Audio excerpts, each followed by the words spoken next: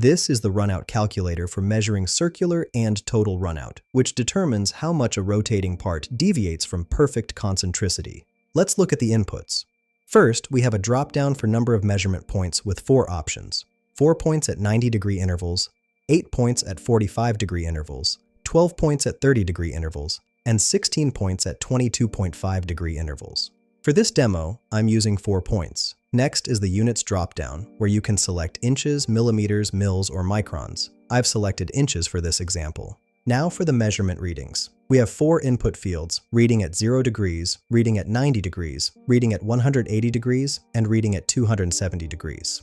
For this demonstration, I'm entering 10 for all 4 readings. After clicking Calculate Runout, the calculator determines the circular runout by finding the difference between the maximum and minimum readings from your measurements. This tells you the total variation in the part's radius as it rotates. The total runout represents the maximum deviation across the entire measured surface, giving you a complete picture of the part's concentricity. Find the link in the description below.